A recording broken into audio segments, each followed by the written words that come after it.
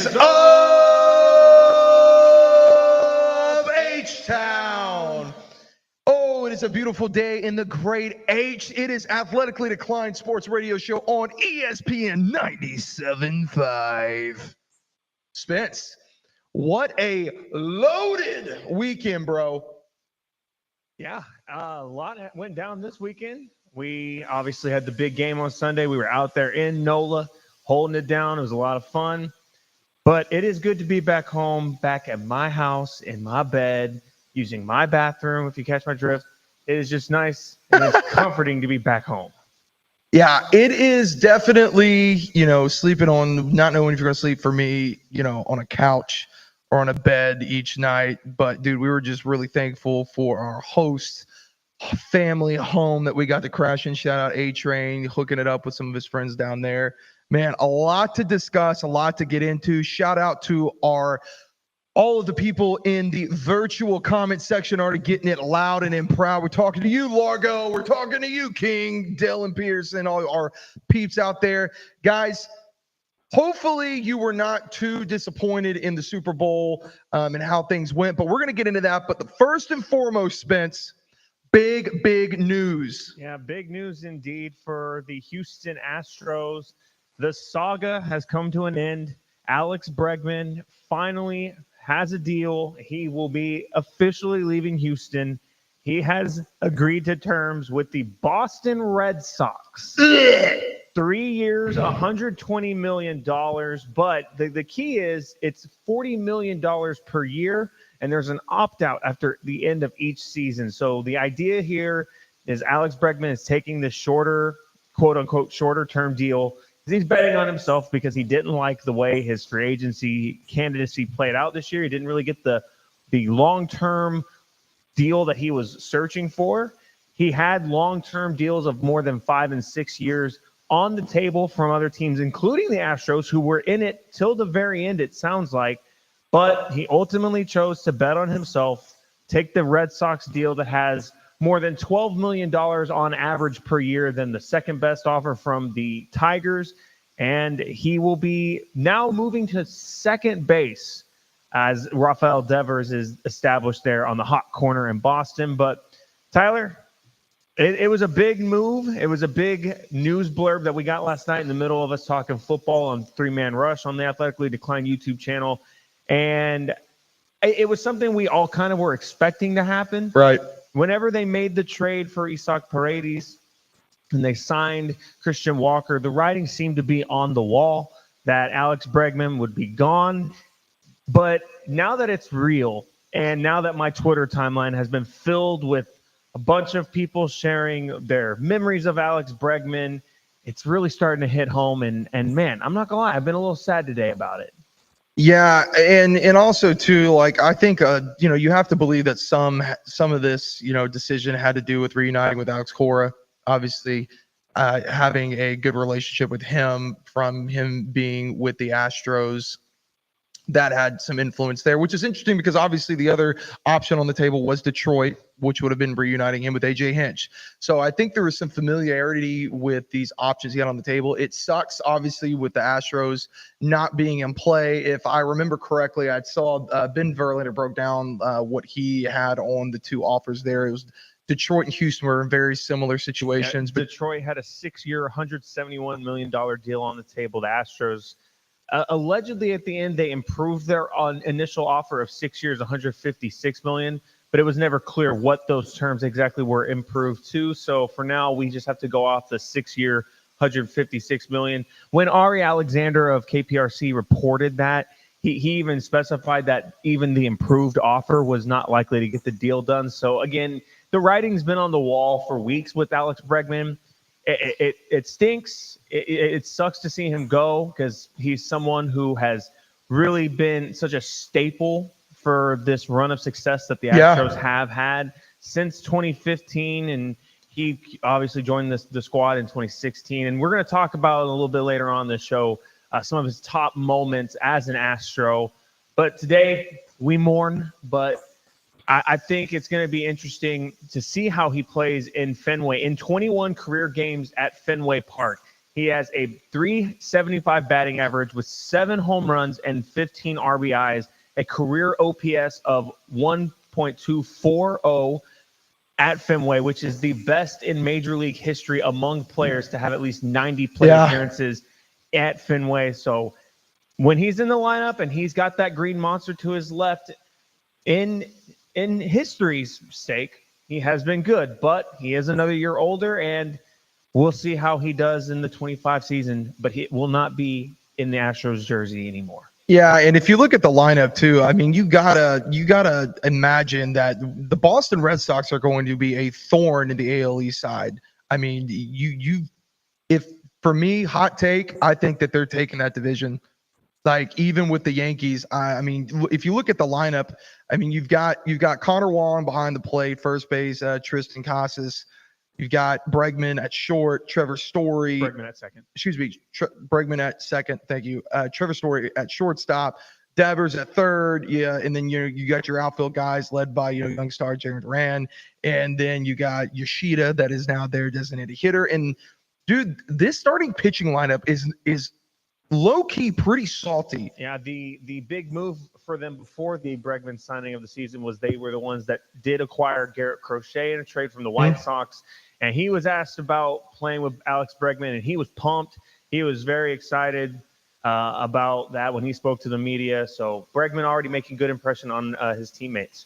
Yeah, he also I tend to kind of you forget about in all the shuffle of everything, but Walker Buehler, a 1-year deal as well there with Giolito as well. I mean, this Boston team, do not be surprised if they make some noise in Major League Baseball this year. They have a very sneaky team, and it's got some vets that know how to win, and they have been to the big show. And what do we say every year when it comes to baseball? There's a team that gets hot, and when you get in there, if you got experience, Houston, we've shown everybody what it looks like when you get into the playoffs with experience, and you know how to pace games. It's just, it is who can outlast the other and come up in the big moments and continue to put runs on the board. And when you can do that with a strong pitching rotation, sky's the limit. And that's been Alex Bregman throughout his entire career with the Astros. He will return with the Boston Red Sox to Houston August 11th, 12th, and 13th. That is a Monday, Tuesday, and Wednesday. The reason I know this, Tyler, I didn't tell anyone this yet. I immediately, as soon as this news dropped, I went and bought 2 tickets. I've started to realize more and more that Bregman, I didn't realize how much I really did adore watching him as an Astro. Yeah. I always knew he's one of my favorite Astros, but now that he's gone, I really feel like there's a tiny little hole in my heart. It's an Alex Bregman-sized hole in my heart. And tiny violin for you, by the way. Thank you. I appreciate the tiny violin. I was there in the building when it was his last game as an Astro, and they were unfortunately eliminated and swept out of the wild card series by the Detroit Tigers in a very embarrassing display through 2 games. But I was there in attendance, saw his last at bat as an Astro, and I will see him return. Hopefully he's healthy by then. Right. And hopefully he's in the lineup. We know how managers like to mix up their lineups, but I just want to be there for the tribute video, and I want to feel the vibes. And I'll be honest, I want to know this from you. I know how I feel about this, and I think I know where you're going to land on this, but given how the drama of this whole situation played out, does Alex Bregman deserve cheers or boos when he returns? Cheers, 100%. I think so. I mean, yeah, who can blame him? And we'll get into more. I got beef with the Astros right now, man. I'm ticked because, and I'm not going to completely rip this Band-Aid open, but what have you done to facilitate getting rid of cornerstone guys, Spence? What have you done?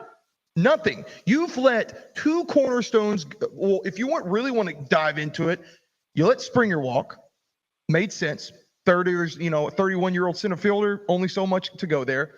You let Correa, platinum glove guy, go. Well, we understood the massive deal that he was chasing. Okay, whatever. A very similar one to the one that Alex Bregman ended up signing this offseason for what that's worth. And you got Verlander to help solidify a rotation. And by the way, you gave up a very big piece to go get Verlander, mind you. Verlander came in here and was a shell of himself. You've continued to let, and again, my man, Lance McCullers just rot away with that contract you gave him. That's just, I mean, really, it's just fractured money in my mind. And between then, I mean, what do we have? You let Presley go. You made the trade with the Cubs.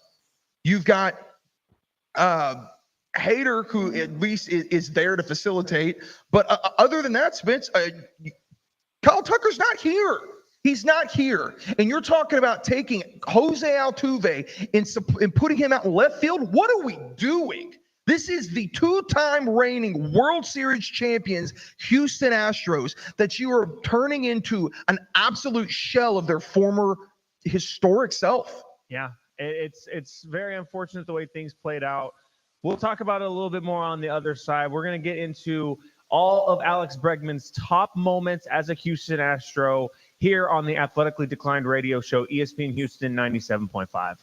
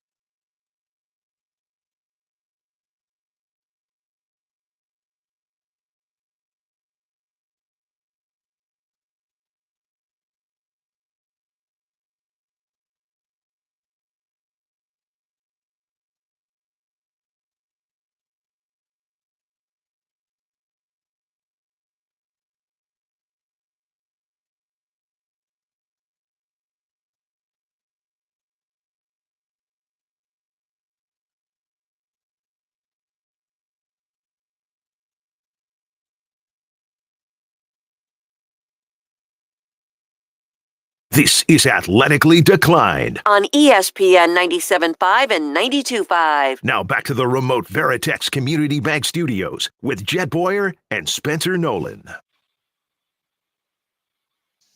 It is the Athletically Declined radio show on ESPN Houston 97.5. Spencer, a.k.a. Mr. Fantasy, hanging out with you. Jet Boyer joining me as always, holding it down. And we are mourning the loss of Alex Bregman to the Boston Red Sox.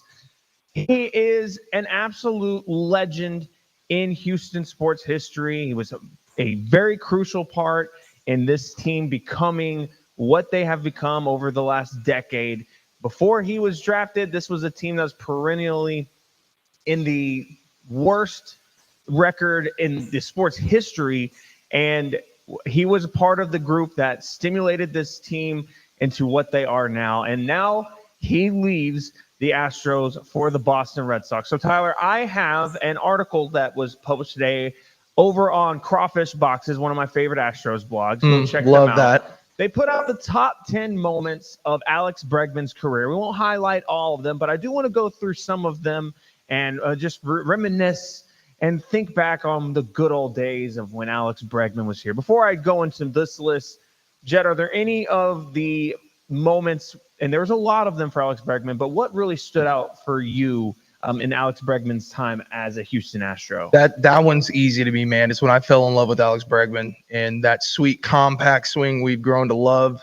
2017 ALDS Game 4, the moment that he became Chris Sale's daddy, the big bomb to tie it. Dude, I remember watching that game and losing my mind. Like this kid that went 0 for 18 earlier in the year coming in and just absolutely rolling at the time a top 3 pitcher in Major League Baseball. Yeah, that is number 8 on this list, was his slew of home runs in the 2017 postseason. You mentioned Chris Sale, but other notable guys he homered off of: Clayton Kershaw and Kenley Jansen. At the time, these were 3 of the best pitchers in the entire sport. Yep. And he is in his second MLB season, the first full season as the Astros third baseman, and this is his first experience in the postseason. And that's what he does. That's how he leaves his mark on that moment. Is just absolutely legendary. And that was kind of the moment we all started to believe, and we started to begin to realize that we have a special, special player in Alex Bregman. And another thing too to remember, and I think that this is one of those like stats. It's one of the things with his career that people will forget because of how many of these Gold Gloves he lost out on. There were many Gold Gloves Alex Bregman should have gotten between the years of 17 and his time here. He just so happened to be in the same division, the same, side of things where Matt Chapman was. And as good as Matt Chapman is, I still think to this day that at the minimum 2019, he should have had a glove. Yeah, I think he definitely probably deserves more than he has on his record for sure. You mentioned it, Matt Chapman, excellent fielder, but come on, voter fatigue. Why do we ever get voter fatigue in the MLB? I know, man. It's crazy because, you look the same. There was the same thing with Correa. But at least for Correa, he ended his last year with a platinum glove. At least you can look at that and go, oh, okay. All right. That at least makes up for it. But, yeah, he got a Gold Glove. But Bregman cannot be looked at, I think, as just how good of a hitter he was for Houston. People need to remember how good that hot corner was and how well we locked that down for his entire tenure here. And that's going to be missed, man. Yes. So starting off at number 10, and I'm glad that this one is the first one that Crawfish Box has put on their list. By the way, writer of the article, I want to credit him as well as William Metzger. I love that they included this one as the first one because I was actually in attendance for this game. It was 11th inning game back in the 2019 season. And he lays down, it wasn't an intentional bump, but it was a little bloop roller right up the first base line. And the game's tied in the 11th inning. We're playing the Oakland A's. This was back when Blake Treinen was their closer, and he was throwing the ball very well. It was really hard to get hits off of him. He hits this little dribbler down the first base line, and Jonathan Lucroy, the A's catcher at the time, picks it up, and it didn't go foul, so it's a live ball. Meanwhile, runner on second base, Kyle Tucker, is, running it out because there's 2 outs, and Jonathan Lucroy tries to tag Bregman, and instead Bregman gives him a juke back within the baselines, and he can't make the tag. So then Lucroy turns to throw it, and Bregman starts hustling down the line, forces a bad throw by Jonathan Lucroy, and meanwhile Kyle Tucker races down the third base line, and they walk it off in one of the most bizarre plays you'll ever see in MLB history.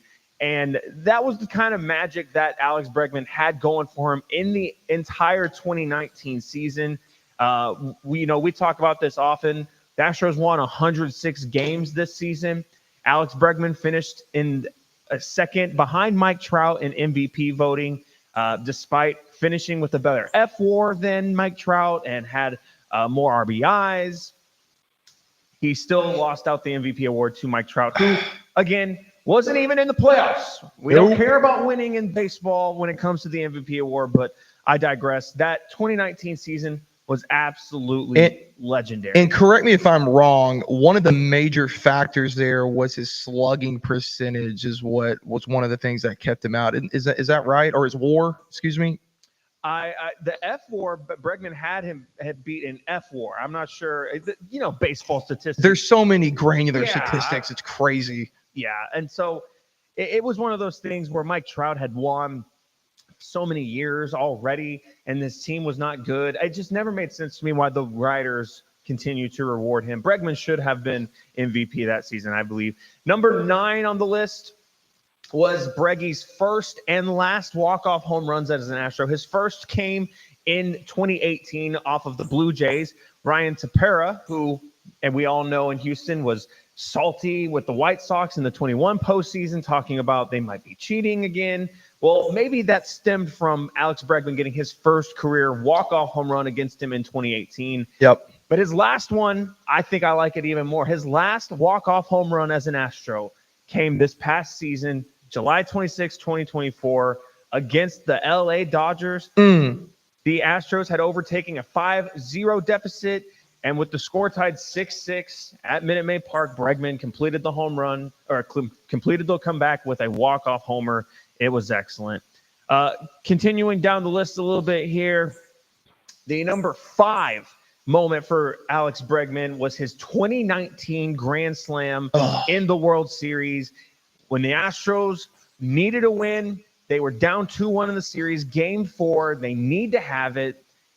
Alex Bregman launched what at the time was only the 6th World Series Grand Slam in MLB history. Since then, we now have that number at 8. So he's still part of a very exclusive part of MLB history. Now, we ultimately know how that season ended, but I'll never forget when that Grand Slam happened and then the Astros went up 8-1. I was thinking, this team's going to do it. We know how great this 2019 team is, and I still to this day believe that 2019 Houston Astros team, led by MVP candidate Alex Bregman, was the best team in franchise history. Despite them not winning it, they were the best team ever. Best lineup, best rotation combination. They were absolutely elite. But that Grand Slam still will go down in history as the 6th ever in a World Series. Yeah, and another thing to also remember is, along with 4 other Astros that are now no longer on this team, not including obviously Altuve, a lot of those guys are on all-time postseason home run leaderboards. Bregman is tied for 6th with 19. Yes, he is all-time clutch in the postseason. And speaking of the postseason, down at number 4, his success in the 22 postseason, when the Astros vindicated themselves from the haters and they won a championship without quote-unquote cheating. This is how Alex Bregman fared in the 3 series against the Mariners, Yankees, and Phillies, respectively. OPS of 975, OPS of 975, and an OPS of 908 in the World Series against the Phillies, including in Game 4, the game that the Astros, coming off of a beatdown loss in Game 3, down 2-1 again. Alex Bregman had the major 2-run double into the right field corner that put the Astros up. And as we know, that was the game that we had the combined no-hitter. But we started the offensive onslaught that game with Alex Bregman's, once again, clutch hitting. Yeah, I mean, again, just so many moments for Bregman. I mean, it's funny if you think about it. It's probably what Altuve and Bregman for probably the most iconic hits in what we would look at as this dynasty era of Astros baseball. I would even say in front of Correa and even Springer. Absolutely. I think Alex Bregman has some absolutely iconic moments, including number 2 on this list. We all know it, and I'm surprised it's number 2. Shout out to the writer of this article for not just going with the chalk answer. Yeah. But the 2017 Game 5 of the World Series, the walk-off hit to score Derek Fisher from second base. Andre Ethier still has one of the worst noodle arms in left field I've ever seen in my life. But Alex Bregman, as, again, his first season in the playoffs. Yep. His first season as the full-time starter at third for the Astros. Clutch hitting, and that's when we saw that we won the game 13-12, and it was the first of 2 championships for Alex Bregman. Also in that 2017 season, I want to highlight number 3 on this list was the ALCS assist at home, where he love that play. Gunned down, I think it was Greg Bird at Yep. home on a play. You could have easily got the out at first, but gutsy play, gutsy call. He knew he could make the throw. He knew he had a good catcher there at home plate. Just an absolute clutch play by Bregman. And here's the thing. That's the first time we saw him do it, but we've seen him do that time and time again for the Astros over their playoff history.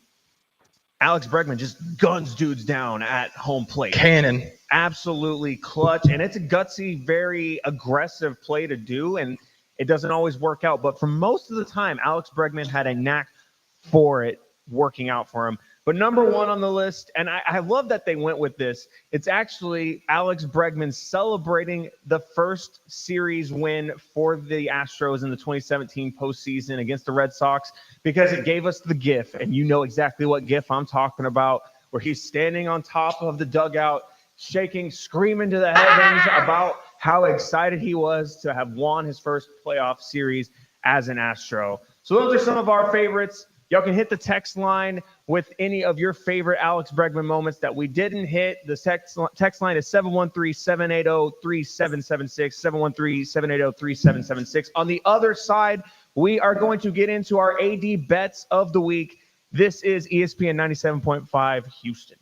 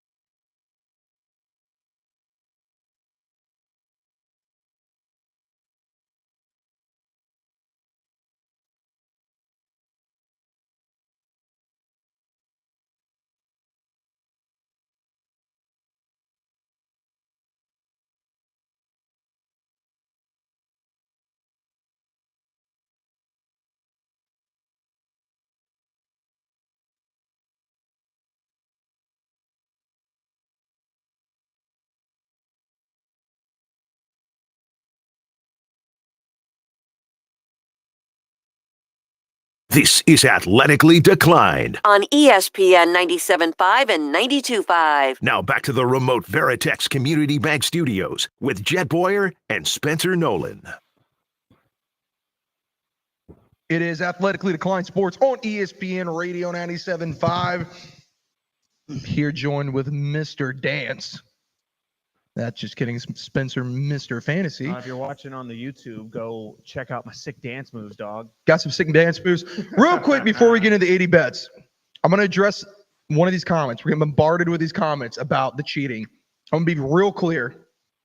What the Astros did, cheating, cool. Here's the problem. Guys, they got caught. You want to go check out Ryan Spader? He breaks it all down. You can look up Ryan Spader. You can go see everything he talks about where what was it? Was it like 25 of the however many teams are in the MLB? It was a lot. And if you even want to take it a step further, talk about Boston and what them and the Yankees did with the Boston zone for when the Apple Watches came out. They were doing the Apple Watch cheating and sign stealing. It's going on in baseball for years, guys. It just upgraded the technology they were using. So we're going to leave it at that. That's what it is. If you want to get granular on it, go check out Ryan Spader. Great asset there on that. But we're going to get into everyone's most requested and paying segment of the show, 80 bets with our boy A-Train. What's going on, y'all? Also, shout out to Dylan for saying I look like the guy from American Sniper. That's one of the best compliments I've ever got. No, that is not true. You shut your mouth. It doesn't matter. All right, no, he said it. He said it. It doesn't matter. Nope, we decided over the weekend. We know who you are. You are not Chris Kyle. You are Nick Sirianni. Doesn't matter. He said Chris You know Kyle. what's funny is I do see that. No, you are Nick If Sirianni. I could be a tenth as dangerous as Chris Kyle, I'd be honored. Are you feeling dangerous? No, I'm not. I am not. I got some queso here, and yeah, I'm not feeling dangerous. Food's great, right? Food is amazing down here at Chicken and Pickle. So for our bets, we are doing some NBA picks this week. We are currently 5-0 on our lock of the week for our 80 bet segment. We hit this past weekend on the Super Bowl pick. But for that, what I have this weekend, I have the NBA for tomorrow night, Lakers plus 5.5 at the Utah Jazz. Just pick Lakers to cover the spread despite the absence of LeBron James due to an ankle injury. The Lakers are expected to, remain competitive against those Jazz. I believe this will be the first game we see Luka take over. And I mean, he's been off to a rocky start. He had a decent first game, rough second game. So I look for him to even out. He's going to be able to space the floor a little bit more without LeBron. The next one I have is the Wizards to cover the spread against the Pelicans, the plus 12.5 spread. Wizards have been strong against the spread on the road, especially double-digit underdogs. Pelicans are returning to home after a four-game road trip. And you said the Wizards. Hang on, real quick. You said the Wizards are strong? Yeah, on the road against the spread. I believe you. It's just it's strange to hear. It's very jarring to hear the Wizards strong at anything because they are a joke of a franchise and they slip under the radar as one of the worst in sports. Sorry, does not mean they're going to win. It's just they'll fight hard enough to cover the spread. Fight they will. For those first two picks though, that Lakers covering plus 5.5 is at minus 110. Washington Wizards to cover minus 12.5 at 110 as well. The next one I have is Chicago Bulls, Cleveland Cavaliers. Nikola Vucevic to record over 2.5 assists. Vucevic he's projected, to have 3.4 assists in this game, making the over at minus 135 a favorable bet. The next one I have is Jalen Johnson to record 4 or more assists. Atlanta Hawks versus Charlotte Hornets with Clint Capella and Okungwu sidelined. Johnson corrected. You had to try that one. Yeah. I don't think you got it wrong though, but you were like, "Oh man, this was a tough name." I didn't even try his first name. So, but yeah, Jalen Johnson's going to get a lot more playing time and be a bigger facilitator with those two out. That one is sitting at plus 150 for over 3.5 assists. And for the last one, Luka Doncic. This one's going back to my first point there, Luka Doncic to score over 31.5 points. Oh, That is at minus 115. Okay. And so with That's minus money? yes. Man. Okay. So I like that. Those are my picks for the week. As far as our lock for the week, James hit us up tonight. James West, 80 bets. He had a rough weekend. I think he's still trying to catch up. But it's not quite as detailed as usual. He's saying go with the Rockets bet line tonight. Rockets minus 1.5. Go with that. Unrested teams longer than minus 9.5 are 127-1 against the spread if they won last game and their opponents tied at least 6 times last game. Okay. So Well, right now, not looking good. 28-19 Warriors on top. But we know this Rockets team, they were down a lot last night against the Suns, and they turned it up in the fourth quarter. We'll see. And I'll say this. I love that all of our locks now, despite football season being over, and that's sad in its own right, but basketball season has arrived officially. I know that the season technically starts in November, end of October. Let's be honest, guys. yeah.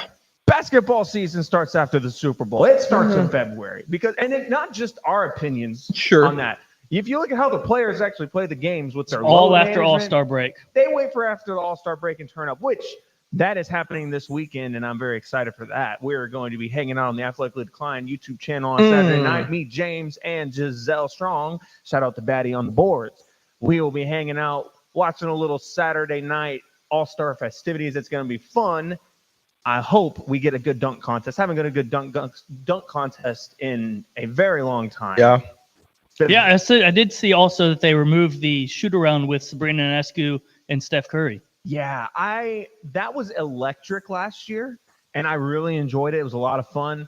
I won't lie, I'm not too upset that they're not going to do it again this year, just because it felt like it had its moment. And if they were going to do this every single year, I don't know if that would have not aged the best, I don't think. If you change the WNBA star that you were going to do it with, that could entice me, because if you had the only one that's going to matter, she said no already. Yeah, and that's what I was gonna she did. Caitlin Clark tonight. And I also think tinfoil hat on. If I get my foil out and I wrap around my head, do my tinfoil hat, I think Sabrina might have been the one to back out this year because she saw Caitlin back out. Ooh, Caitlin has. I respect her for it. She has turned down multiple opportunities that could be huge for her. That 3-on-3 league that the WNBA $1 million guaranteed. She said she was not interested. Ice Cube's 3-on-3, the big 3. Yeah. She said no to, which could have blown up the game for her. Oh, yeah, absolutely. She would have been playing against men, and she would have been cooking them. It would have been great. I don't know about. She would have held her own. I don't know about cooking. Some of those dudes in the big 3 are kind of out of shape. If we're talking about her in shape, I think it might be close. Yeah, I mean, that's what I'm saying. She's going to hold her own. I wouldn't say she'd dominate. Yeah. You think you could take her, Alex? No, absolutely not. I would get cooked. There's a lot of grown men that think they could take her, and they definitely I think pretty much every D1 woman could probably beat me in basketball very easily. Yeah, absolutely. I was thinking probably D2, but I've seen Angel Reese play, and Angel Reese. Man. If you ever want to play one-on-one, let's go. You're going to be Angel Reese? Oh, absolutely. Oh, okay. I've seen her miss more shots than me. If you played knockout, you'd probably you played 21, you'd probably just get her to 0 every time off of the bricks. We're gonna have to bring this one up for AJ at the end of the show, because I know AJ's a big hoops guy. For AJ's segment, we gotta get my man. I want to hear my man's opinion on that one, because that's pretty crazy. Man. And it's funny, we didn't run into, but we saw Angel Reese out there in Nola. Yep. And we ran into her security guard, so we really ran into, because he was pushing everyone out of the way. But he's big dude, pushing everyone out of the way. And she was definitely incognito, not wanting to be seen. She's pretty famous, well-known, well-received. Bayou Barbie. In Nola. That's her people. That's her area. So I get why. But she had the hoodie over her entire face. Nothing was shown except for her face. But I mean, I could tell by her facial structure was her, and also it's just the fact that she's 6'3", and you can tell. It's like, how many 6'3" people are getting escorted around by bodyguards in New Orleans the weekend of the Super Bowl. And she did show up at the flag football game the other night. I can basically say, without having spoken a word to her, I can confirm that was Angel Reese that I saw. Oh, for sure. Yeah, we had a good weekend with that. But all that to say, as I'm so glad that basketball is back. And yeah, it would have been cool to see Caitlin Clark this weekend, but I have a lot of respect for her because you're right. She's turning down all these big opportunities, but she's doing it because she is trying to grow the women's game. She wants the WNBA to grow. And I'm not going to say anything like crazy, like Cam Newton thinks that the WNBA That's will pass wild. MLB. That is insane. That will never happen. But I would like it if the WNBA becomes a little bit more mainstream, a little bit more watched, like across the entire country, because there are some good hoopers there in that league. And Caitlin Clark may be the most fun, but I've discovered some more because of Caitlin Clark, and I want the rest of the country to kind of get that same feel. All right, so shout out Caitlin Clark. Yeah, big Caitlin Clark. I just wish there wasn't such a wide gap between the top of the league and the bottom of the league as far as player wise. Fair. Yeah. It is not a level playing field on rosters. It's talent, definitely. and then I get what you're saying. Yeah, I mean, like when there's moves that are made and there's big players in there, it shifts pretty drastically. But here's the deal, guys. We're going to talk about something else that's shifting, and that is where my beef lies now. I got some beef, Spence, and we're going to get into it when we come back in around the corner here with the Jag of the Week, and it's going to get spicy, everyone. So I want to stick around for that. This is Athletically, tongue twister, you like that? Unique New York. This is Athletically Declined radio show on ESPN 97.5. Talk to you in a minute.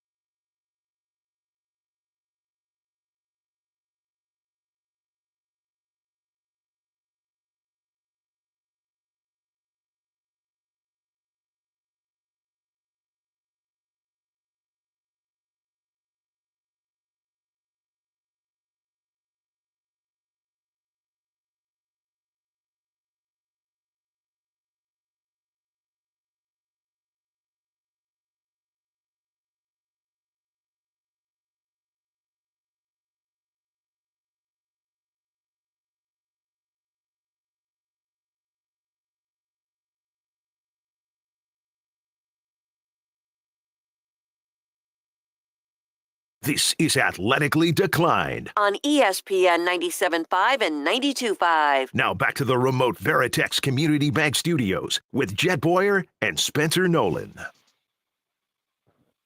It is Athletically Declined radio show here on ESPN Houston 97.5. Thanks for hanging out with us on a Thursday night. Spencer, a.k.a. Mr. Fantasy, Jet Boyer, hanging out with you. And we are about to go into our favorite segment of the week. It is time to talk about our Jag of the Week. Now, if you are tuning in for the first time, let me explain what a JAG is. JAG is an acronym that stands for Just a guy. And that is not something that's necessarily all that great, but it's also intended to be something that's not necessarily bad. It's someone that's just kind of run-of-the-mill, mediocre, bland, average. Just a guy. Nothing special about him. So, Tyler, you kind of hinted at yours at the beginning of the show. Who is your Jag of the Week? I am pissed. Very upset. I'm going to tell you right now. Here's the deal. Dana Brown, what are you doing? Spencer, we have lost another cornerstone on this team. When the time to pay comes, we were told when Dana Brown came in, what did he say? We're going to keep him home. I don't see that happening. All I see is former world champions going out, all-stars, gold glovers, platinum glovers, gone. Every single year, it's like we're watching them fall one by one. What you have set up as a dynasty, a historic run, 2 times we have seen this team hoist the trophy above their heads at the end of the year. We have seen, 6 consecutive ALCS appearances? 7. Snapped. And now you're losing two. Kyle Tucker is now gone. Alex Bregman, gone. Presley, gone, but I'm not sad about that one. This is a shell of the team that we wanted. When Dana Brown, that's the good Dana. Is it? When Dana Brown came in here and fed us this load of bull about how he was going to do what they did in Atlanta, blah, blah, blah, blah, blah, blah, blah. Wrong. No.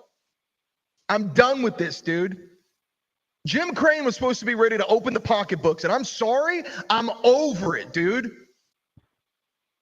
I'm done. You have single-handedly ruined the dynasty because you can't seem to get with the times. We've got LA deferring like $1 billion over however many years. You've got New York paying out the butt. You've got the Mets throwing money. You've got the Phillies and Spencer. Those guys, other than LA, don't have a championship within the past 5 years. But we do. We've got the formula. We've got the guys. And here we are in shambles. I'm going to say it. This team is in shambles. This team that was made up of full all-stars, basically. Very reminiscent. We talked about it in the past of the Kansas City teams that won multiple championships with, at one point, like the full infield was an entire all-star team. This team now opens up catcher, Yainer Diaz. Great player. Good job. Christian Walker, good. Wish we would have had him 2 years ago, but I'll take him now. Jose Altuve at second. But he's not going to be at second, is he, Spence? Well, he'll play a little bit at second, but he's also going to play a little bit in left field now. Jeremy Pena, who hasn't really done much of anything since his breakout rookie season. Third base is Paredes. I like Paredes, but he's no Alex Bregman. Chaz McCormick, Jake Myers, Ben Gamble, and DeCinzo is your outfield. Oh, that outfield's bad. Spencer, it is so bad. Yeah. And then you got the monster himself, Yordan Alvarez. Top 10 player. Top 10 player.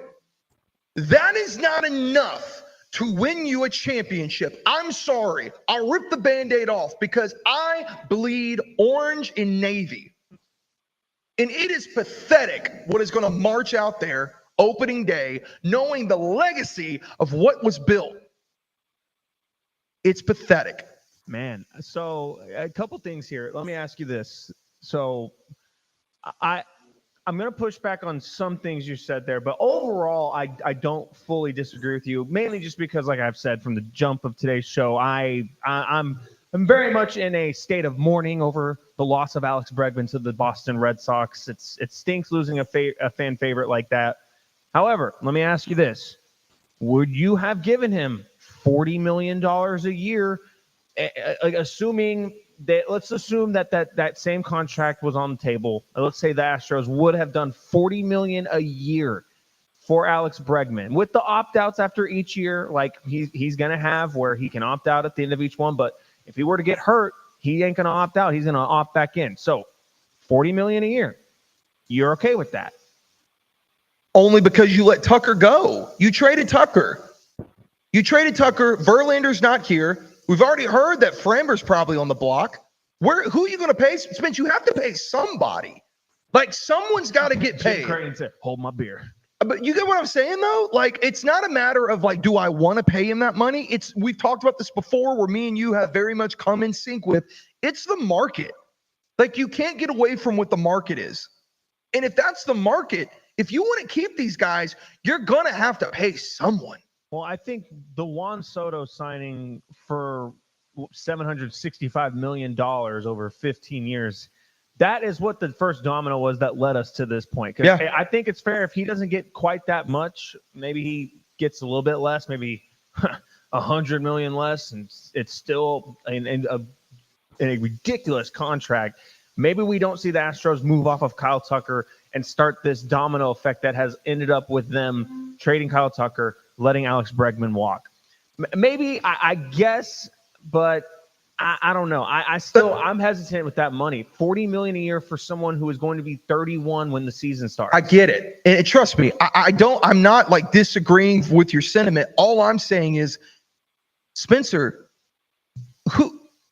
what do we know about free agency? People want to come play for a contender. For the most part, Houston is slowly getting away from being in that category. Absolutely. I think as long as you have Jose Altuve and a Yordan Alvarez top of your lineup, you're going to be a problem for any team you play on a given day.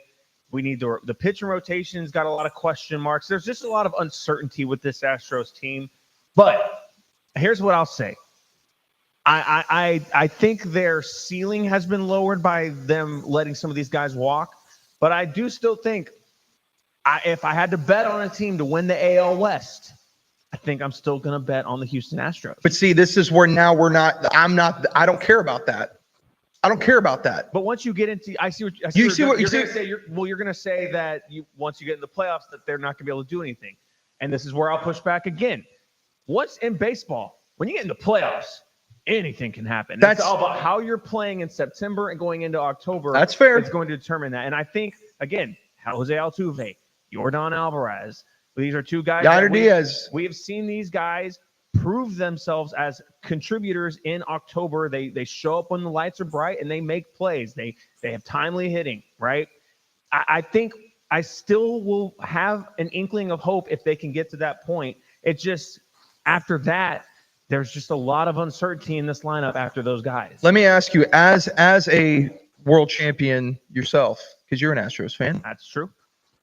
Are you content with just making it deep in the playoffs? Or is it because to me, where we're at, and we're privileged to be able to say this, nothing short of a championship is good enough now. I agree. And I would love to see Jose Altuve continue to add accolades to his resume so that when it comes time for the Hall of Fame vote, it's going to be a tricky one for Jose Altuve, given the cheating scandal. Whether we agree with it or not, it's just the reality of the situation is that is going to be a dark cloud over him. It would be a lot easier for them to make him into the Hall of Fame if he has those accolades and has maybe a couple more, another ring couple Gold Gloves, maybe a Silver Slugger there at second base. Still, I think if he added some more, there would be no doubt he'd still be a first ballot. That's kind of what my goal is for that. But all that to say is, it just sucks because the waning years of his career as an Astro will be spent with guys that there's a lot of uncertainty around. Chas McCormick, can he rebound to his previous form? Jake Myers, can he show anything worth of to give us hope, right? And Ben Gamble, I know he was pretty decent for the Astros in stretches down the season, but this is a guy you weren't relying on in the playoffs last year. He wasn't in the lineup when you faced Detroit, so now you're going to all of a sudden turn to him in 2025 and to be a contributor for this lineup. There's just a lot of questions, and I do believe they have the worst outfield in all of baseball. If you don't include Yordan Alvarez in that group and you make him the DH, which he should be, right? A Dubon, a Gamble, Myers, McCormick, like that platoon, that is a gross outfield. And I have to imagine that there's going to be some young guys that they really believe in. Melton, Cam Smith at the hot corner, who I think that's really what this decision came down to, is they really believe in Cam Smith's long-term outlook. But I don't disagree with what you're saying, because the Astros front office, we have seen they've made some very, very questionable moves. You mentioned the Verlander trade to from the Mets last season to bring him back, where they gave up Clifford and, oh man, I can't even remember his name now. As kid from Tennessee. Yeah, the former first-round pick. Someone will let us know in the comments or the text. But that's the other problem too, Spence. Mediocrity doesn't get you bona fide stars guaranteed, like we've seen the Astros have the opportunity to snag over the years. Yeah. So coming up after this, I'll give my Jag of the week, and we will discuss if Jalen Hurts is now a top 5 quarterback in the NFL after his Super Bowl victory. This is the Athletically Declined radio show here on ESPN 97.5.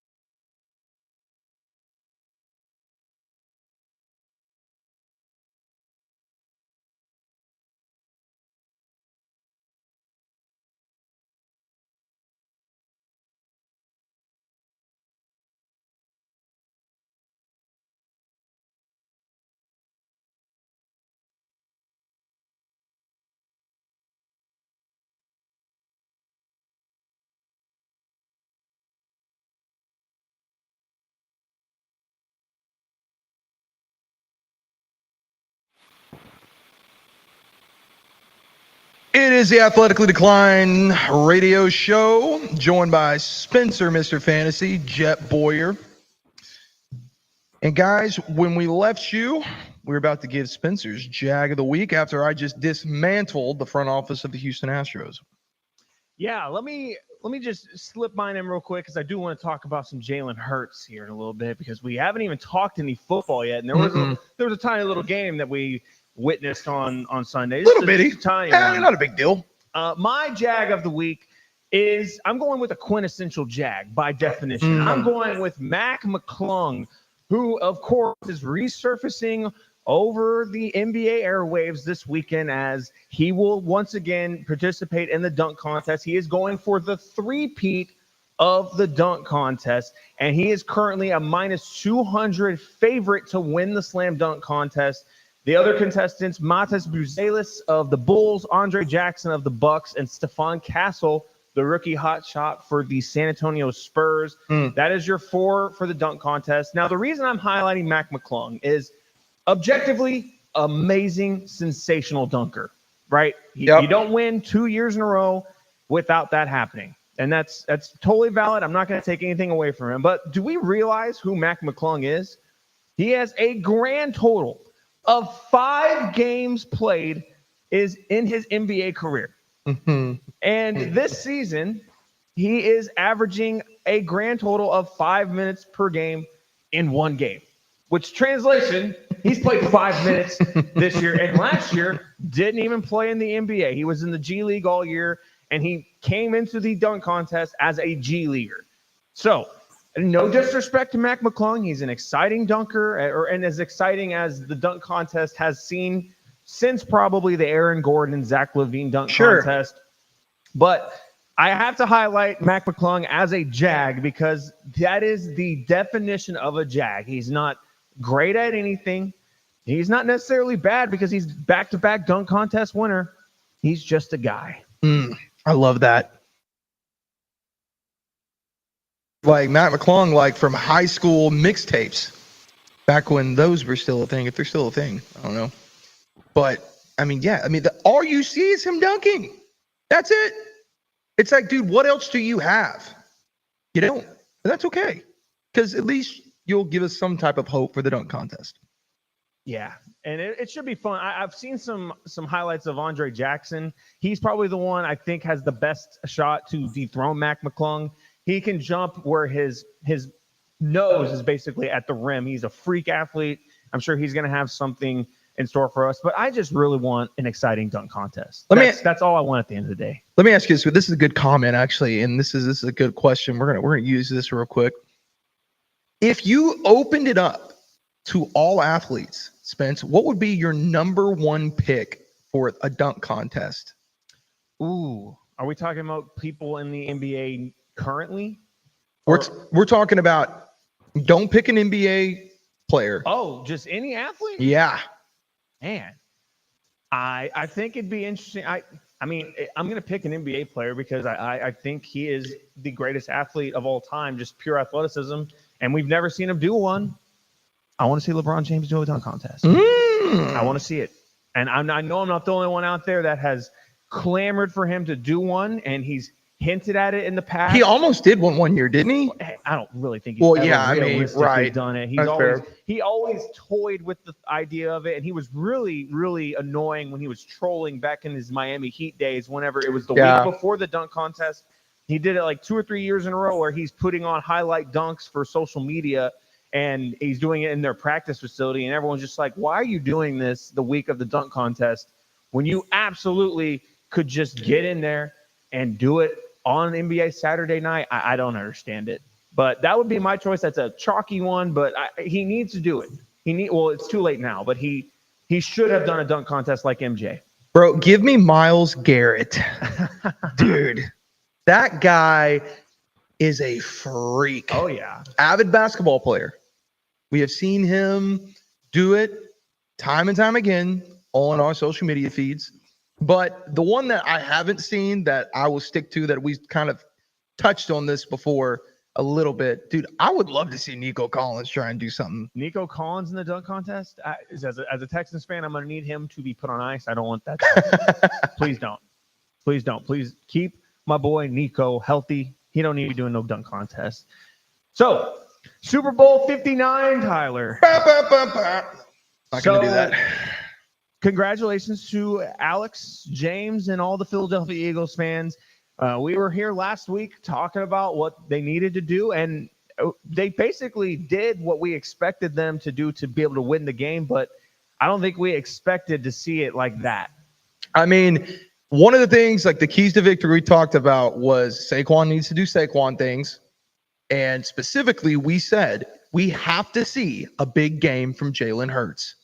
And Spencer, that is exactly, bro, what we saw. If you guys were watching that game, Jalen Hurts freaking put on a show. From running to throwing the ball like just absolute darts. I mean, from Smith, and which, by the way, settled the score for all Alabama players to score a touchdown. Yes, one of my favorite stats of all time fell this weekend. Devontae Smith was the first Alabama graduate to score in a Super Bowl ever. Not even Joe Namath did that. Nope. And obviously AJ Brown getting involved, dude. It was just great. It was not what I would consider an exciting game to watch, but says someone who didn't have money on the Birds. I was That's very true. excited the whole time. But if you had money on the Birds or you were an Eagles fan, this is everything you hope for. And what's funny too is we kind of hinted at, what would be crazy is if it looked like the Seattle Broncos game. We kind of just briefly said that. And dear Lord, bro, if that wasn't almost exactly what we got. Yeah, basically the only difference is Pat Mahomes was better in garbage time. That's it. So, fallout from this game. Is Jalen Hurts a bona fide top 5 quarterback is the question we are asking. To me, this is an easy yes. For me, already coming into the season, he would have been just outside the top 5 for me. Yep. And now that he's got a ring under his belt, that's another accolade for him in his long football career where he's just stacked up accolade after accolade. To me, you can no longer make a top 5 quarterback list without having Jalen Hurts in the top 5. I 100% agree. I think that if I'm making a list right now, you're top 4. And I think, again, this is me, 1 or 2, you can decide who you want to put there, and then the rest, whatever order. But I've got Josh Allen, Patrick Mahomes, Lamar Jackson, and then Jalen Hurts. I think for me, it's Mahomes, Josh Allen, Joe Burrow, Jalen Hurts, and then Lamar Jackson. I like that. And yeah, you do have to put that's the tough part, right? Like, again, those are your top 5 quarterbacks in the league. You just can mix and match. Mix and match them how you want. I think your boy Jaden Daniels has a chance to be in that conversation. Oh, as well. Don't talk dirty to me now. I believe he deserves to be mentioned in there. But to me, I think that is a clear top 5. I think those are 5 guys that, depending on how the personnel around them is looking, that's 5 quarterbacks that if you're on the other side of the field, you don't want to see them with the ball in their hand with 2 minutes left in a tie game. It feels inevitable that it's over. Those are 5 guys that can get it done. Now, some of those guys need to get done in the playoffs. Looking at you, Lamar. Looking at you, Josh Allen. But I think any top 5 list has to have those 5 guys in it. You can make some cases for some other guys, but overall, after what we saw Sunday, Jalen Hurts is someone that cannot exit that conversation. Cannot. If you want to talk about Lamar Jackson, I'll hear you out. If you want to talk about Joe Burrow, I'd even hear you out there. But to me, Pat Mahomes, still number 1. Josh Allen, MVP. He's got to be in that conversation as well. And Jalen Hurts cannot leave the top 5. Dude, I'm going to tell you right now, though, one of the things that's interesting to me is I know that we kind of weigh certain accolades a little differently. How do you weigh the multiple MVPs to the Super Bowl appearance between Joe Burrow and Lamar Jackson? So I give Joe Burrow the edge just for getting to the Super Bowl in his 2nd season. Mm-hmm. But I would like to see Joe Burrow get some MVPs before the season or before his career is over. Sure. A lot of people made the case that he deserved to be the MVP this year. They were the number 1 offense in football. Joe Burrow's statistics were off the charts.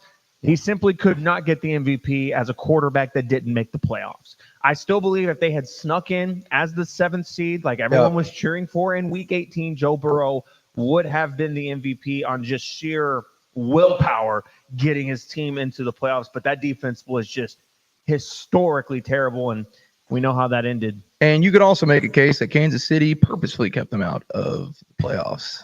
Yes, they were playing mind games. They were playing chess while everyone else was playing checkers. Yeah, I'll tell you this much, man. Like, maybe it's probably not a hot take at this point. I have Lamar fatigue. I just do.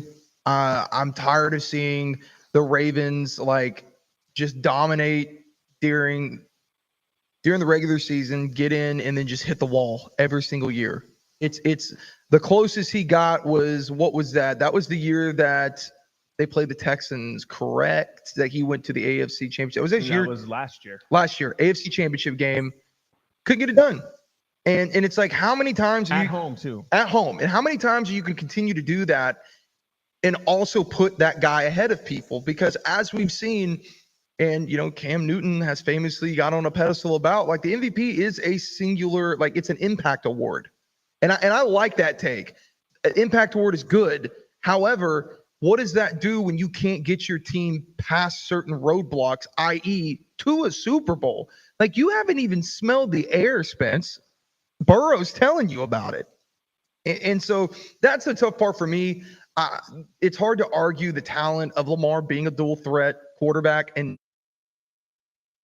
for me, that's the tough part that keeps him over Burrow. But it's very close for me.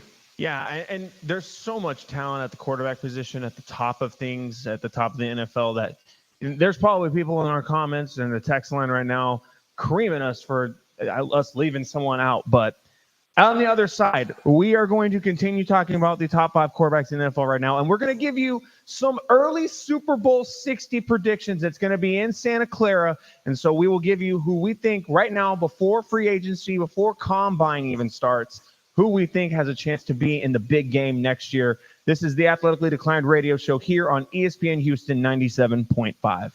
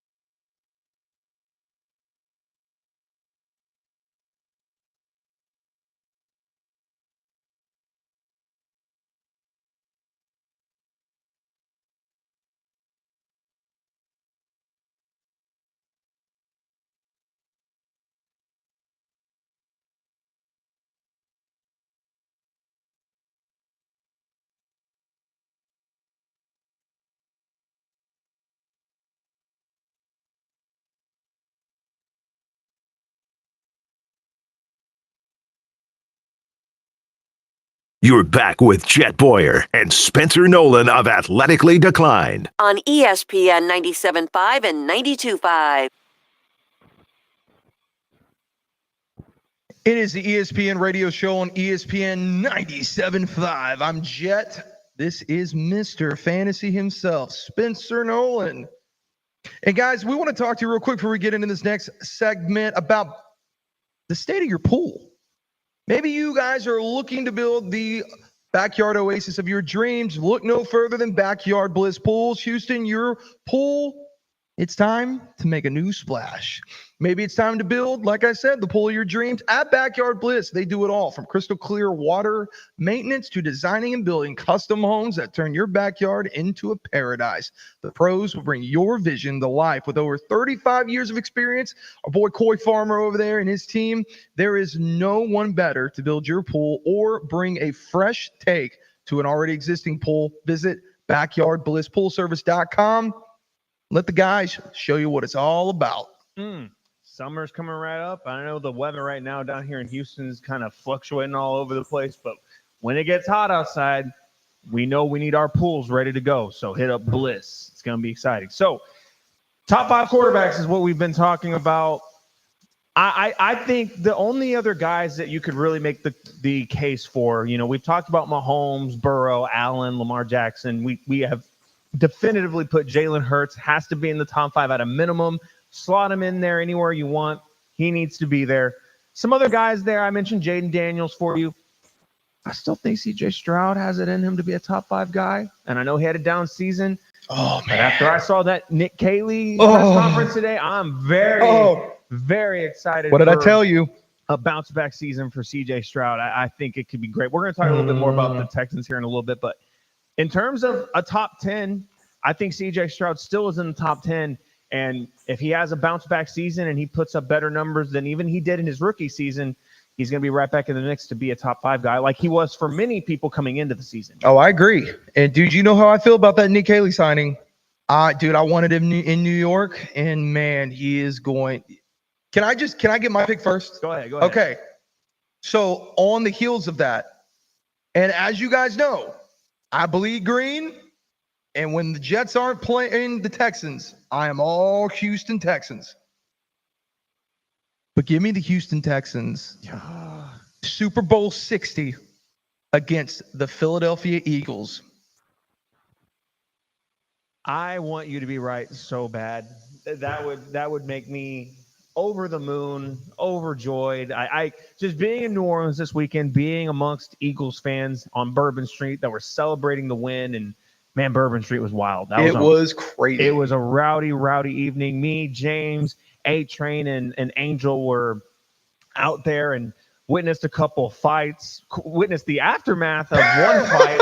This dude was bloodied up all over his jersey. It was quite the scene, but just being amongst all the Eagles fans and seeing how joyful they were, I need to experience that for the Texans. I need to feel it. I need to know what that's like. So if that happened, I'd probably cry. And Spence, word is we're going to be there again. Maybe. More on that later. But for my Super Bowl prediction for the 2026 Super Bowl 60 in Santa Clara, not San Francisco, as many things. Levi Stadium. Yes, I am going to go with, I think, the Baltimore Ravens. They finally get it done. Lamar Jackson finally gets over the hump. Mark Andrews, he doesn't drop the 2-point this time. Shout out my dad. He dropped that one. He always makes sure, remember, Mark Andrews had to have caught that 2-pointer, and we might have a different conversation. Yep. Mark Andrews is going to come out. He's going to have a big year. Lamar Jackson, Derrick Henry, they'll repeat what they did. They'll get over the hump this year. And on the NFC side, the number 1 seed that fell in the first game of the postseason for them against the Jaden Daniels-led Commanders, I think the Detroit Lions, despite losing both of their coordinators, they have a great staff in place. They're bringing back a lot of that roster. And people don't realize, or at least they've forgotten, that defense at the end of the season was beaten up. They lost Aleem McNeil and Aiden Hutchinson, by far their 2 best linemen on the defensive side of things, and they didn't have them in the playoffs. And that made a big difference, obviously, watching Jay Daniels run up a 40-burger on them. If those guys are back healthy and they are themselves, the Detroit Lions are going to be right back to being an elite team in the NFC. So I'm going Lions. I'm going Ravens. And if you recall, the last time these two teams played, Justin Tucker set the NFL record for longest field goal made at the buzzer for the win. Now, I don't know if Justin Tucker is going to be kicking for the Ravens anymore. If you've been reading the news and been keeping up with things, Justin Tucker is probably going to be along with Deshaun Watson for the wrong reasons of infamy. But I still think that's the kicker. And honestly, if they replace Justin Tucker, it's probably going to be an upgrade after what they got from him this season. Literally. So, Ravens, Lions, that is my way too early official prediction as of February 13th, 2025. Now, do you want to give, we kind of toyed with this last night on 3-Man Yes, Rush. yes. You want to give yes. some of your crazy off-the-wall ideas? Okay. And we know comments are about to roast us for these, so just keep in mind, we understand these are wild left field, out-of-pocket predictions, but they still are plausible. They're still plausible. Go ahead. Can I change mine a little bit? Am I allowed? Okay. Go ahead. It's your show. So I'm going to take the Commanders. I'm going to keep that one because I do believe, and I gave them all my reasons. I won't go on the detail. Y'all want to check that out, go on 3-Man Rush. Because I do believe that they are going to add the pieces. They got great, third best cap space in the league. They got the ability to get some guys. So I think they're going to fix the holes that they need. I think they possibly can add another weapon on offense. But how's this one? Okay. What if we were to see? You're going to hate me for this. It's okay. I hate you already. I know. What if the Jets get it right? I'm just saying. And the only reason why I'm going here is because I did read an article today that really got me jazzed up, and they were predicting the Jets to be the Commanders of 2025. And if that happens, Spencer, I would lose my mind. But again, these are our predictions. Who's playing quarterback? Because Aaron Rodgers is not. Aaron Rodgers is gone. They made that official today. Who's playing quarterback for the Jets for them to make the Super Bowl? Them getting it right. Who's the quarterback? Is it Shador? Oh no, please no. Please don't put that evil on me. Are they going to trade up for Shador or Cam Ward? No. What if they made the trade that we've been seeing dangled out there for Matthew Stafford? You have to give up your top 10 pick to get him. The asking price for the Giants was the 3rd overall pick for Matthew Stafford. I'd have to imagine it's going to be, where the Jets, 10? 10. It's going to be 7. 10. Excuse me, 7. It's 7. 7 plus, because we know the value goes down each slot. 7 plus And for Matt Stafford. And let me give you the reason why. Because as you know, my biggest concern is paying all the guys that are here. You probably got, I think we have 2 years left. That's it. And I think that's being generous. Sure. With the defense that's there, it's a good defense. It played well under expectation this year. The offensive weapons are there, and I do believe that they will sign someone to replace Devontae Adams. I think if you do that, you get you some help on the O-line, because really the O-line wasn't that bad. I mean, if you really want to get down. I was looking at Morgan Moses in free agency for an option for the Texans recently. Yeah. He had a very solid season on the right side for the Jets. And I mean, if you look at how they've drafted, we've got some pieces on the O-line to really, that will come into fruition here. And let's say you sign guys, you draft well. It's not that crazy, because the AFC East, as you know, it is the Wild West. I mean, the Bills typically split with the Jets. Like, the Patriots aren't moving mountains. I do think next year they will be better. And the Dolphins are a dumpster fire. I'll be honest with you. They just hired Bobby Slowick to be their pass game coordinator. Here's how I imagine the pass game coordinating will go for Bobby Slowick there in Miami. When it's time to be a pass play and they go, Bobby, what kind of pass play do you think we should draw up? He's going to say, run the ball up the middle. That is his give him a specialty. quarterback draw. That is what he does in the pass game. He runs the ball. Wait, it's 2nd and 2. Throw him a screen. Yeah. Oh yeah. The most obvious. Do it again. Televised, scripted screenplay that the entire defense knew was coming. So enjoy Bobby Slowick, Miami. Yeah, and again, that is the most Miami signing, in my opinion, of all time. Like, there's just anyway. But again, to be clear, that's my far left pick. Very unlikely. So I am going to go. I have a far left pick for you, and I'll start with the AFC. We talked about it last night on 3-Man Rush. I am a believer in Drake May and the New England Patriots who have $123.5 million in cap space.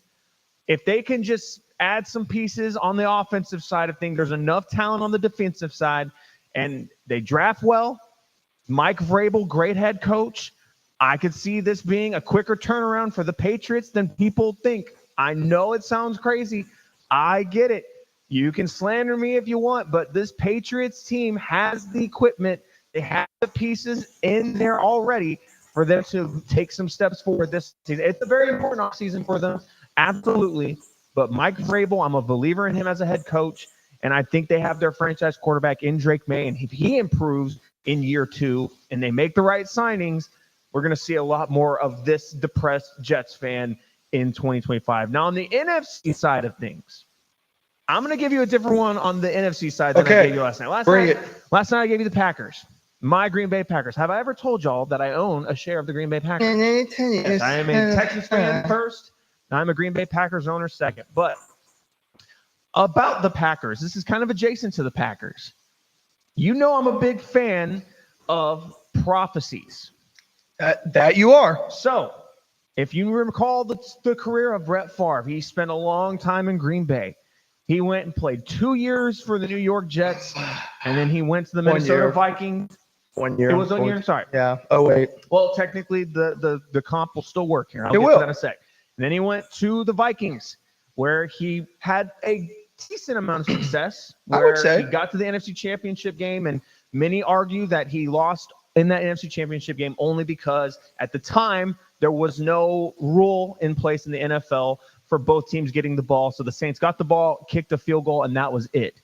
And after that game was when the NFL instituted the rule that it has to be a touchdown that is the ender of the game. And now we know where the overtime rules are at in the playoffs. That's another conversation. Aaron Rodgers started underneath Brett Favre.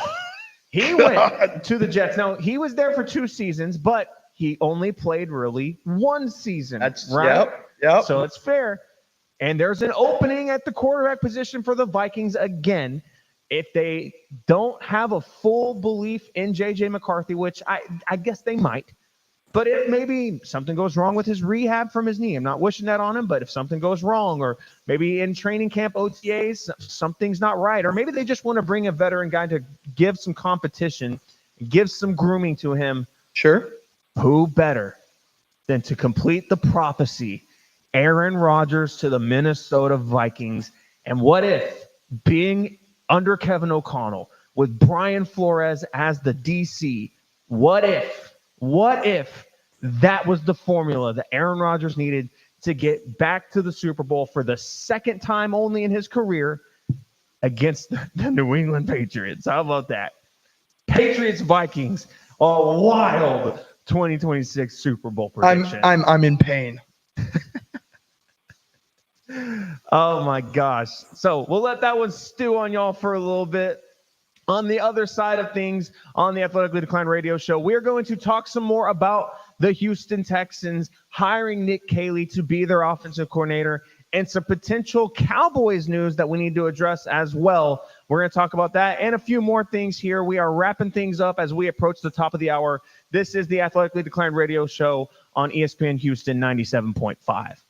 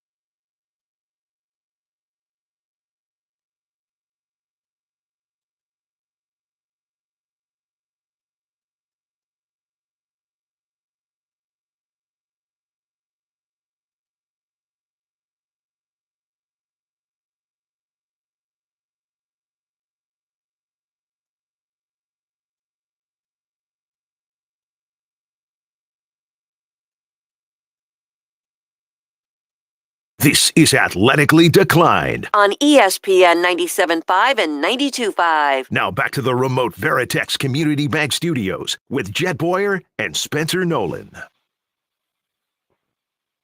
It's the Athletically Declined radio show, ESPN 97.5. Jet Boyer here with my partner in crime, Mr. Spencer, Mr. Fantasy. I gave you Mr. twice. Mr. Spencer, Mr. Fantasy. You're a big mister. But we're going to, before we came out of that, we were talking about what the Texans' expectations for 2025, Spence, and a little bit, you hinted about the Cowboys hire that has been circulating, and I cannot wait to get into that. But let's start here with the Texans. We've kind of hinted on it a few times about the Nick Haley hire. You listened to the press conference. Let me know and let these fine people know, what do you feel like we are about to walk into this new year with this OC? Well, I'm not going to lie. It was a very, very inspiring press conference for someone who was a very vocal critic of the offense that Bobby Slowick ran all season. They were asking him questions point blank that were alluding to the problems of the Bobby Slowick offense that we saw last year in 2024.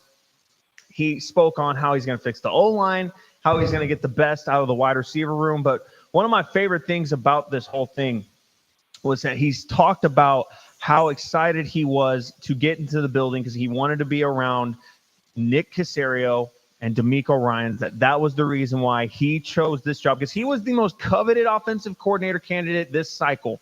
And I know Chip Kelly was the one that was the apple of every Texans fan eye because of the obvious connections between him and DeMeco Ryans. But we ultimately know how that ended up going. He got a $6 million bag Crazy from the Raiders, and I still think that's a bit wild, but I'm happy to not be the team that pay Chip Kelly $6 million and end up with Nick Haley. But my biggest fear with him is he did so good in this press conference today. If he comes out and he has the offense that we believe that the Texans can be, with the potential, with all the talent they have there in Houston right now, that Nick Haley has a very good chance to be one and done. He is going to be a great offensive coordinator this year, and then he will leave for another job in 2026, because I was blown away by how charismatic he was in his press conference. And he's cracking jokes, talking about how he loves tight ends, being the tight end coach for the Rams. He's cracking jokes. And, some quotes from him. He described his play style. He's passionate, high energy, relationship driven, getting to know the players beyond just the actual performance on the field, getting to know what makes them tick, and really investing in them as people to understand how they operate and how you can help them and help them reach and realize their potential. That is the type of guy that fits right in with the culture that DeMeco Ryans has been instilling since he was brought on to be the Texans head coach. He's all about investing in his players as people before players. He talks all the time about how he being DeMeco Ryans, is texting players like Will Anderson, checking up on them regularly, checking up on his coaching staff. And I even appreciated that he talked today, DeMeco Ryans did, about how it was tough to move off of Bobby Slowick, a guy who was his dear friend, brought him with him from San Francisco to be his offensive coordinator, and how tough of a choice that was to decide to let him go. Tells me two things. One, he loves the guys that work for him and that are committed to seeing that team win. And two, he's not afraid to put his feelings aside to make the right move for the franchise. That's a big deal. So I love what I've seen and what I heard today from Nick Haley. The stock for the Texans offense is definitely trending up after today. So I want to, before we get into it, because we got some comments talking about CJ not being able to work with the quick snaps, the motions. This is what I want you to think about. Other quarterbacks who have been involved in this system have been Tua with McDaniels, and he led the league in passing. What was it, 2 years ago now? I believe that's one. I'll take CJ over Tua any day of the week. Baker also had his renaissance start in that system with the Rams. And then Matt LaFleur, who is from that system, the McVay system, he took Malik Willis when they went down and made him look pretty dang good. So I would take CJ over all those guys. And then on top of it, Spence, one of the things that you can't teach is the clutch gene. You cannot teach that. We have seen, I would take CJ's clutch gene over Goff. And honestly, I'd take it over Stafford. I just think CJ is built that way. There are very few quarterbacks in the NFL that have that gene that can go down there that early, dude, in their career and mount comebacks and game-winning drives. I mean, I think the stat, and y'all can fact check me here, like the last person that we've seen, do things like that in terms of in their rookie year, obviously Jaden Daniels, some guys just to mention, Andrew Luck, and then most notably Mark Sanchez. Funny enough, like from a rookie. Had to throw that in there. Of course, you have to mention. But all to say though, Mark Sanchez is not a guy that you're looking at as like putting up here as a fixture for quarterbacks. But some guys just have a clutch gene, and when you have a clutch gene and you can play quarterback at the level CJ does, I'm just telling you, like, everyone hold your skepticism. Just hold your skepticism. And watch what Nick Haley does with CJ. I agree. I think looking at what Nick Haley has done, he's come from a diverse background of a lot of different like head spaces, a lot of different coach thinks that he's been underneath, a lot of different concepts that he can bring to the table. But another thing he said today that I was really encouraged by, he is not going to come in and just necessarily clean house and get rid of all the talent that the Texans have already to bring in his guys to fit his scheme. He was very clear that he is going to develop the scheme that brings out the best in the talent that the Texans have. And that is something that's going to be so important for a Texans team. I was playing a little bit on Spot Track today, as I am prone to do whenever I have a little bit of time in between, assignments at work. And there's not a lot of ways for the Texans to clear up cap space, unfortunately. And they are middle of the pack. They they're not middle of the pack. Currently, they only have $1.6 million in cap space. But after some restructures and after the decision is made with Stephon Diggs, they could end up being around $15 million in cap space. But that's still not going to be enough to make the moves that they need to make in free agency. And because of that, there's going to be some restructurings. There might be some trades, some cuts that might be tough to stomach. So all that being said, knowing that there's talent there now and Nick Haley believing in some of those guys there, I'm very encouraged that he is not going to just clean house and try to, or worse, try to instill his scheme that he ideally had in a dream scenario and put it on guys that are not fits for it. Like, I think a big problem we saw a lot this year with Bobby Slowick was he was trying to do a lot more zone run schemes than really the offensive line was capable of. You got guys like Shaq Mason who their entire career was in a power run scheme. And that just simply is tough for any offensive lineman to make that adjustment for. So I'm hoping that Nick Haley can, again, have a little bit of a hybrid in his offense, really designate his concepts based on the talent that they have. Because unfortunately, there's some guys that Texans fans have called for them to be cut, for them to not be back on the team next year, that just realistically, they're not going anywhere because the money just simply doesn't make sense for them to go. So Nick Haley said all the right things. Let's see him do it. Yeah, and knowing what the Rams do, like utilizing Kyron Williams, like in receiving game, you've seen that be kind of a trademark there. They like two backs. We've talked about this numerous times with three-man rush. I'm a big believer in a multi-back with the teams using multi-back systems in terms of you've got your three-down back and then you've got your utility guy. And I think Dameon Pierce can be that. I think that it's getting the right guy that's creative enough to make them shine. And we know Dameon Pierce can be a good running back in the NFL. We have seen it happen.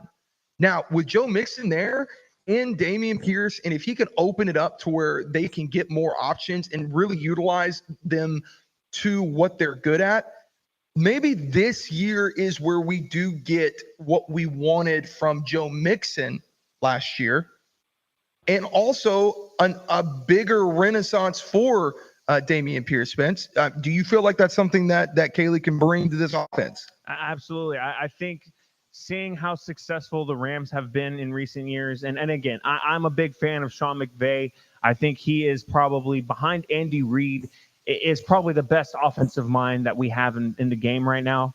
I think that he can bring some of those things, some of those concepts that worked for the Rams. And the thing I liked about it too is every year we seem to have been forgetting about the Rams and how good that offense is. And they continually churn out good offensive units, and especially they churn out good players on the offensive side. That offensive line is stacked. You've got up-and-coming stars like Puka Nacua, who they're finding in the mid-rounds.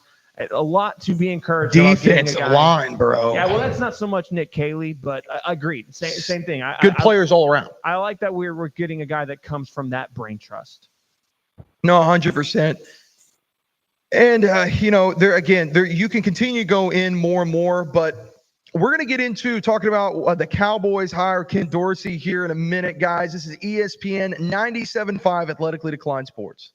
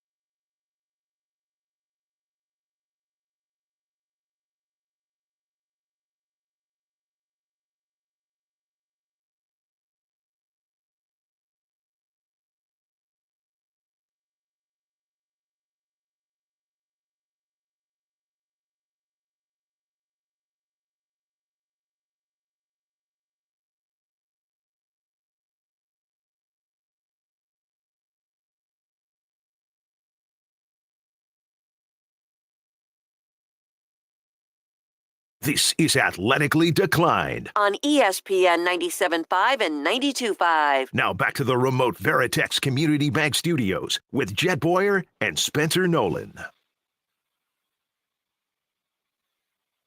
It is the Athletically Declined Sports Radio Show here on ESPN Houston 97.5. Jet Boyer hanging out with you. Spencer, a.k.a. Mr. Fantasy, on the mic right now. We are going to bring in producer extraordinaire, our boy, AJ Swaggy Russ. AJ, how are we feeling, brother? I see you got the hair out today. We letting it breathe again today. I'm loving the look, my guy. Appreciate it, fam. Yeah, I'm getting it retwisted tomorrow morning, so yeah. Okay. Hey, I like it. You're kind of. I'm not gonna lie. It's kind of giving me Jalen Green vibes from his rookie season. Oh yeah, low key. Yeah, he has a nice and braided now though. But yeah, definitely, I remember that. Okay, AJ, I got to pitch it to you, man. What's I'm up? feeling really bad. I'm feeling real bad about these Cowboys and these things that are going on. Word on the street, fellas. The next OC of the Dallas Cowboys is potentially That's not true. gonna be They already hired their OC. Ken Dorsey. No, they already hired their Okay, OC. He's gonna be like in a different Okay. role essentially. oh, okay. Then the sirens are turned off because, dude, I was about to start really throwing up some prayers. Like, of all people, I think the only one I could think of that would be worse would be Arthur Smith, Oh God, no. who You we don't want we that. can't speak to right now because he's in Guantanamo. Yeah, no, Ken Dorsey, he's So who gonna did be they like a end up pass hiring game then? specialist or something like that. They hired so Arizona Cardinals O-line coach. He's helped the Lions, what's it called run. I mean, not the Lions, the Arizona Cardinals run game be top 10 in the past 2 seasons. He's gonna be the offensive coordinator, but Schottenheimer, he's gonna be calling the plays. But yeah, Schottenheimer, he's assembled actually a pretty solid staff under the radar. Of course, no one's gonna talk about that narrative. All people have been talking about the Cowboys is what Dak said at that charity event this week, but they haven't been talking about the staff that Schottenheimer has made. But nah, but he's done some solid work. There's still a lot to be done, but yeah, I guess you can learn from mistakes. for sure.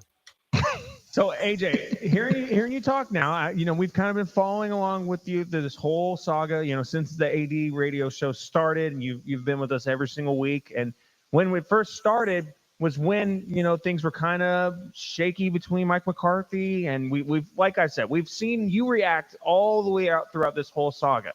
I'm noticing, AJ, that there's a stark difference in your tone tonight talking about this coaching staff. Are you starting to buy in for us now, AJ, on this Dallas Cowboys coaching staff? Well, I'm still reserving judgment. I mean, I can't be too optimistic or pessimistic yet, but like, of course, when we saw the Schottenheimer happen, like it looked like idiocy, but it seems like he's putting people in place that are smarter than him, so he's not being a naive coach.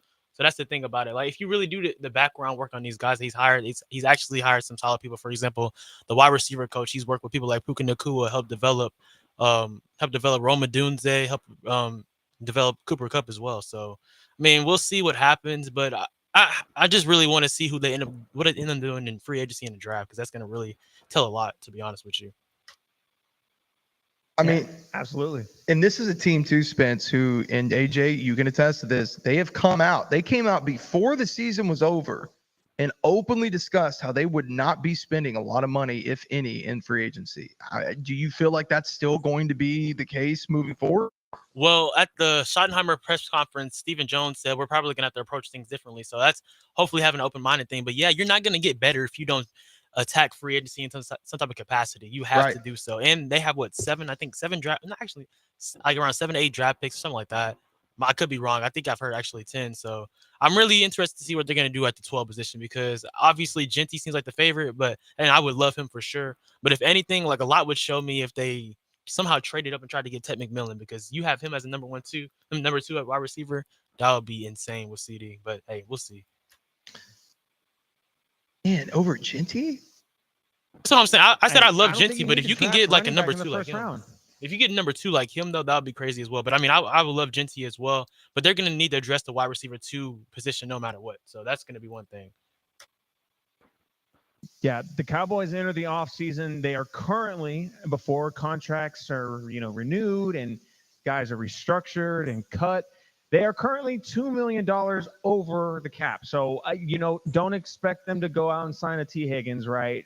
So, is there anyone off the top of your mind that, you think Cowboy that was at the end of the season that you think is a good cut candidate? I know Zach Martin's a free agent. Do you bring him back? Like, what's GM AJ doing now that this coaching staff's been assembled? What's AJ doing if you're the GM? Well, starting off with Zach Martin, I know that he's still contemplating retirement or returning or coming back. So we'll see about that. But we can't just wait on that or anything like that. So we have to really just get some more depth offensively and defensively. So, but obviously, in order to do that, you have to restructure some contracts. So, starting off with Dak, starting off with CD, and I keep hearing people like on ESPN a few weeks ago, Dan Orlovsky, he's saying that you restructure, you're just putting money on the back end. Obviously, duh, that's what restructuring is. But you're trying to win, so you have to try to do that right now. So, I mean, doing that with them, trying to free up some more space. I think what Javon Hargrave and Drake Greenlaw, they might become free agents. So you look at some people in the interior that can help you in defensive line, offensive line as well too. I know probably they'll attack more of that in the draft, but in terms of that, just looking at that, and then maybe in the wide receiver 2 market in the free agency, but I'm real more optimistic about the draft. I want to have someone that can develop long term with CD Lamb doing that. But like I mentioned earlier, the wide receiver coach, he's done work with Cooper Kupp before, so maybe seeing if you could try to trade for that. But I know his cap hit is going to be like 60 million after the trade, but that would be interesting as well. The only hesitation with that is his injury history as well too. So that's why I'm saying they need to draft a wide receiver too. But like really honestly, I mentioned the thing about Ted McMillan. I would love that. I don't think they're going to trade up. So I'm realistically looking at them drafting Ashton Genty, probably retaining Rico Dowdle as well too.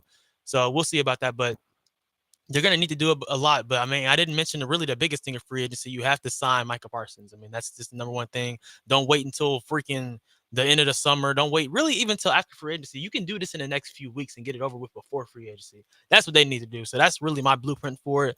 And just building out a lot of depth in areas in the draft and when you can in free agency after restructuring the contracts.